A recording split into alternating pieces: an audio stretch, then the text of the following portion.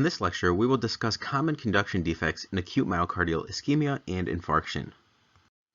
Myocardial ischemia and infarction can lead to a number of conduction defects. The most common of these include bradyarrhythmias, bundle branch blocks, fascicular blocks, and AV blocks. Let's start with the bundle branch blocks. So new onset bundle branch block in the setting of chest discomfort is highly suggestive of ongoing or acute myocardial ischemia or infarction. In fact, it has been shown that acute myocardial infarctions that do not show bundle branch block initially will often develop during the patient's hospital stay.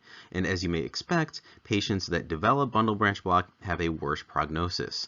Oftentimes, patients with new onset right bundle branch block in the setting of acute myocardial infarction also have a fascicular block, usually involving the left anterior fascicle, because it's more susceptible to ischemia compared to that left posterior fascicle. If you recall, right bundle branch block and a fascicular block is referred to as a bifascicular block. Now, isolated fascicular blocks are not as common in acute MI.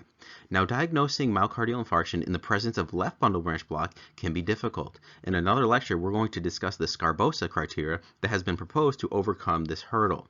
Have you ever wondered why we can apply the infarct criteria to the right bundle branch block but not left bundle branch block?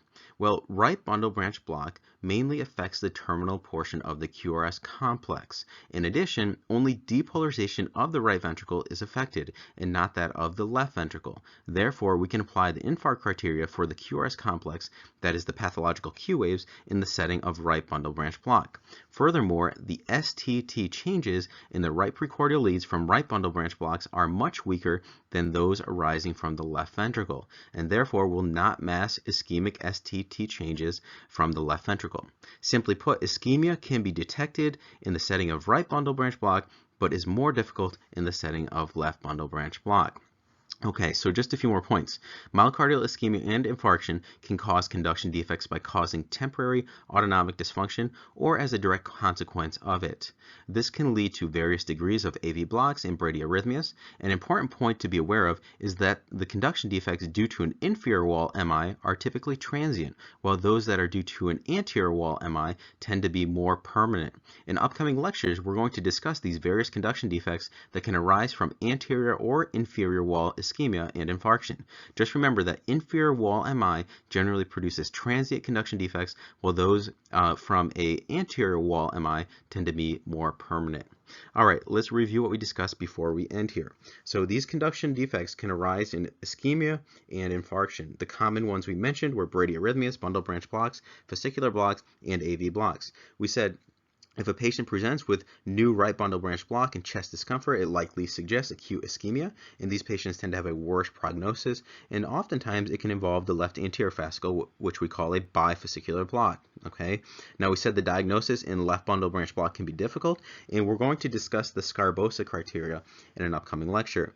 Now, right bundle branch block affects the terminal QRS complex and right ventricular depolarization, and it also has weaker STT changes. Okay, because remember, the left ventricle is the dominant ventricle of the heart. And because of this, we can still apply the infarct criteria. Remember, when we have infarcts, it's usually the left ventricle that's involved, okay? So we can still apply it here. In terms of AV blocks and bradyarrhythmias, they can occur from temporary autonomic dysfunction, or it could be actually a direct cause of the myocardial ischemia or infarction. In terms of inferior wall MIs, this is the main point. Remember, these tend to be more transient conduction defects, while those that are anterior wall MI often produce permanent conduction defects. Well, that's the end of this lecture. We discussed common conduction defects in acute myocardial ischemia and infarction. I hope you learned something.